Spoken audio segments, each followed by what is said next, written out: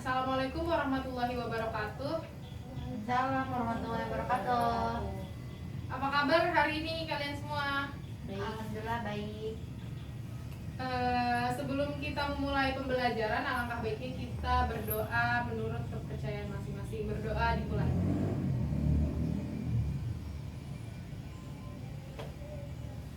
Nah, hari ini kita akan membahas materi yang berkaitan dengan minggu lalu, yaitu tentang bencana alam.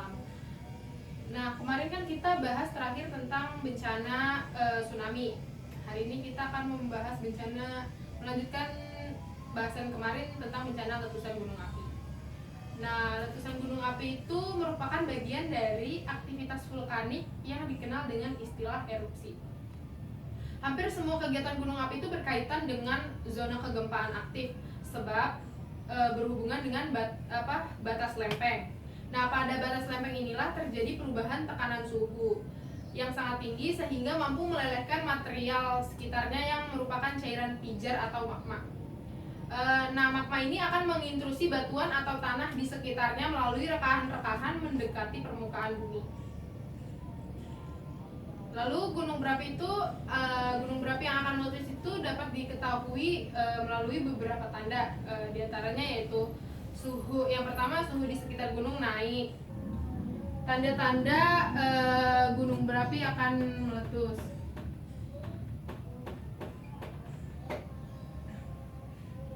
Yang pertama, suhu di permukaan di sekitar menjadi naik. Suhu di sekitar naik. Terus yang kedua ada mata air menjadi kering. Mata air menjadi kering. Nah, yang ketiga ada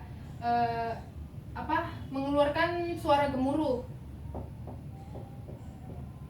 Itu merupakan tanda-tanda gunung akan meletus, mengeluarkan suara gemuruh. Lalu yang keempat ada tumbuhan di sekitar gunung layu. Dicatat ya. Iya, Bu. Dan yang kelima, binatang di sekitar gunung tuh bermigrasi. Karena hewan itu mempunyai insting yang tajam. Nah, ini merupakan tanda-tanda akan terjadinya gunung berapi, ciri-ciri gunung berapi akan meletus. Kemudian hasil yang dari letusan gunung, ada beberapa hasil dari letusan gunung berapi. Di antaranya itu gas vulkanik yang dikeluarkan gunung berapi pada saat meletus. Nah, gas itu antara lain ada karbon monoksida, karbon dioksida, hidrogen sulfida, sulfur dioksida, dan nitrogen. Nah, gas-gas tersebut itu dapat membahayakan manusia. Terus yang kedua, hasil dari letusan gunung berapi yaitu adanya lava dan aliran pasir serta batuan panas. Lava itu adalah cairan magma dengan suhu tinggi yang mengalir dari dalam bumi ke permukaan melalui kawah. Nah, lava encer itu akan mengalir mengikuti aliran sungai, sedangkan lava kental akan membeku dekat dengan sumbernya. Lava yang membeku itu akan membentuk bermacam-macam batuan. Lalu yang ketiga ada lahar. Lahar itu adalah lava yang telah bercampur dengan batuan, air, dan material lainnya. Lahar itu sangat berbahaya bagi penduduk di lereng gunung berapi. Kemudian ada hujan abu, yaitu material yang sangat halus yang disemburkan ke udara pada saat terjadi letusan.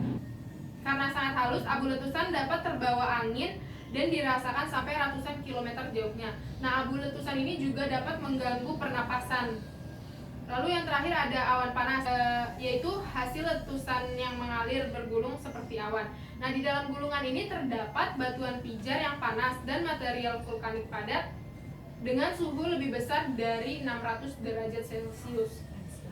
Awan panas dapat mengakibatkan luka bakar pada tubuh yang terbuka seperti kepala, lengan, leher, atau kaki, dan juga dapat menyebabkan sesak napas. Nah, kan tadi yang pertama itu di minggu kemarin itu kan kita menyebutkan karakteristik bencana. Nah, karakteristik bencana pada minggu lalu kan yang kita bahas bencana alam geologis. Lalu, nah ini gunung berapi ini masih masuk termasuk bencana alam geologis. Lalu yang kedua kita akan bahas bencana alam klimatologis. Nah, bencana alam klimatologis itu merupakan bencana alam yang disebabkan oleh fenomena cuaca yang mempunyai potensi menimbulkan bencana, menghancurkan tatanan kehidupan sosial, atau yang menimbulkan korban jiwa manusia. Fenomena yang termasuk bencana alam klimatologi itu, contohnya ada yang tahu nggak? Bencana alam klimatologi itu apa aja yang termasuk dalam bencana alam klimatologi? Badai. Ya, Hujan. banjir. Ya. Ya, itu merupakan salah satu yang kalian sebutkan, merupakan salah satu bencana alam klimatologis. Nah, di sini kita akan bahas beberapa bencana lokal yang sering kita dengar. Yang pertama ada banjir. Banjir itu kondisi di mana suatu daerah dalam keadaan tergenang oleh air dalam jumlah yang begitu besar. Nah, banjir itu biasanya disebabkan oleh beberapa faktor. Ada yang tahu nggak sih kenapa Indonesia ini sering mengalami banjir? Hutannya ditebangin mulu, Bu. Ya, benar, itu merupakan salah satunya. Lalu Sampah, buang sampah. ya, buang sampah sembarangan. Kurang ada resapan air. Ya, benar. Nah, tadi yang disebutkan itu juga merupakan beberapa faktor dari banjir ya, yang menyebabkan banjir. Hutan gundul, kurangnya daerah resapan air, terus ada pendangkalan sungai, pembuangan sampah sembarangan. Terus ada juga pembuatan saluran air yang tidak memenuhi syarat, itu juga dapat menyebabkan banjir. Lalu air laut atau danau yang meluap dan menggenangi daratan. Kemudian ada pembuatan tanggul yang kurang baik. Selanjutnya kita akan bahas tentang klasifikasi banjir.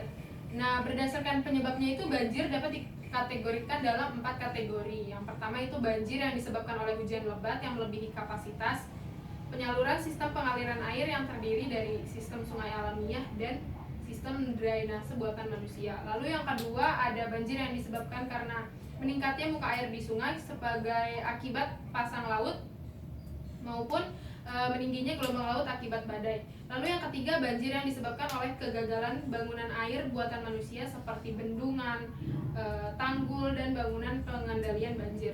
Lalu yang terakhir ada banjir akibat kegagalan bendungan alam atau penyumbatan aliran sungai akibat runtuhnya atau longsornya tebing sungai. Lalu yang keenam ada bencana kekeringan. Nah, kekeringan ini disebabkan karena penurunan curah hujan alami selama periode waktu yang lama. Kekeringan itu dapat dikelompokkan berdasarkan karakteristik dan dampak yang ditimbulkan. Nah, secara khusus kekeringan ini dibagi menjadi 4 tipe. 4 tipe kekeringan. Dicatat ya. Iya, Bu. Yang pertama ada kekeringan meteorologi.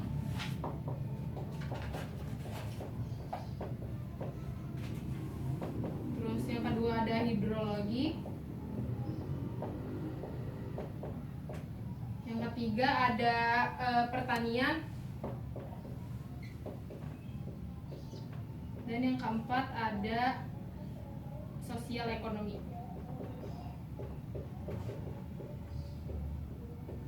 Nah, ini merupakan 4 tipe kekeringan. Tipe-tipe kekeringan.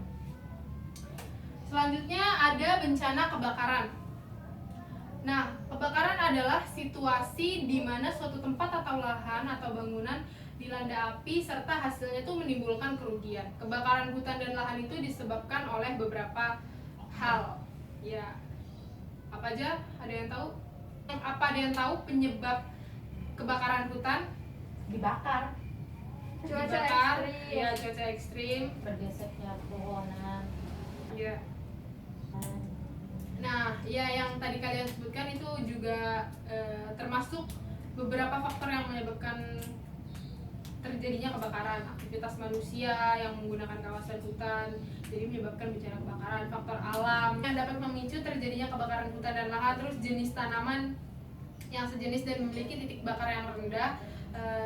Jadi serta hutan yang terdegradasi menyebabkan semakin rentan terhadap bahaya kebakaran. Kemudian ada angin yang cukup besar yang dapat memicu dan mempercepat menjalarnya api. Lalu yang terakhir ada topografi yang terjal, semakin mempercepat perabatnya api dari bawah ke atas. Nah, Selanjutnya kita bahas tentang siklus penanggulangan bencana. Ada yang tahu siklus penanggulangan bencana tuh ada 3 tahap apa aja? Ada yang tahu nggak 3 tahap itu tuh apa aja? Prabencana, Prabencana, saat bencana, dan pasca bencana. iya benar. Siklus penanggulangan bencana itu ada 3. Yang pertama ada prabencana. Nah, prabencana itu meliputi situasi sebelum terjadinya bencana, lalu ada situasi saat terdapat potensi bencana. Nah, yang kedua ada tahap tanggap darurat, itu dilakukan dalam situasi ketika terjadi bencana. Lalu yang ketiga ada pasca bencana, itu dilakukan setelah terjadi bencana. Lalu ada skema rencana penanggulangan bencana. Secara garis besar, proses penyusunan rencana penanggulangan bencana adalah yang pertama pengenalan dan pengkajian bahaya, kemudian ada pengenalan kerentanan, analisis kemungkinan dampak bencana, pilihan tindakan penanggulangan bencana, mekanisme penanggulangan dampak bencana, dan ada alokasi tugas dan peran instansi. Perencanaan penanggulangan bencana itu disusun berdasarkan hasil analisis resiko bencana dan upaya penanggulangannya. Nah, setiap rencana dalam perencanaan ini merupakan program atau kegiatan yang terkait dengan pencegahan, mitigasi, dan kesiapsiagaan. Nah, selanjutnya ada mekanisme kesiapan dan penanggulangan dampak bencana. Itu ada tahap yang pertama ada tahap prabencana. Tahap prabencana itu di mana tidak ada potensi bencana. Nah, penyelenggaraan penanggulangan bencananya itu meliputi perencanaan penanggulangan bencana, pengurangan resiko bencana, pencegahan, terus ada pemaduan dalam perencanaan pembangunan. Lalu yang kelima ada persyaratan analisis resiko bencana, yang keenam ada pelaksanaan dan penegakan rencana tata ruang, terus yang ketujuh pendidikan dan pelatihan. Nah, yang kedua itu ada tahap tanggap darurat. Tanggap darurat bencana adalah serangkaian kegiatan yang dilakukan dengan segera pada saat kejadian bencana untuk menangani dampak buruk yang ditimbulkan. Nah, tanggap darurat bencana itu ada meliputi kegiatan penyelamatan dan evakuasi korban, harta benda, pemenuhan kebutuhan dasar, perlindungan, pengurusan pengungsi, penyelamatan, serta pemulihan sarana dan prasarana. Lalu yang ketiga ada pasca bencana. Pasca bencana itu penyelenggara penanggulangan bencana pada tahap pasca bencana itu meliputi rehabilitasi dan rekonstruksi. Nah, itu tuh kayak contohnya kayak gempa bumi, ya, kayak bangunan-bangunan runtuh itu kan setelah terjadi bencana itu akan diadakan rekonstruksi gitu kan. Nah, tujuan penanggulangan bencana itu apa sih? Yang pertama tuh memberikan perlindungan kepada masyarakat dari ancaman bencana, lalu menyelaraskan peraturan perundang-undangan yang sudah ada, kemudian menjamin terselenggaranya penanggulangan bencana secara terencana, terpadu, terkoordinasi, dan menyeluruh. Kemudian ada menghargai budaya lokal dan membangun partisipasi dan kemitraan publik serta swasta. Sampai sini ada yang tanyakan? Ada. Apa? Bu, bedanya kan kalau lagi banjir tuh banyak ada bacaan BNPB seperti itu. Iya. Nah, itu tuh saya pernah lihat ada juga yang BPBD. Itu bedanya apa sih, Bu?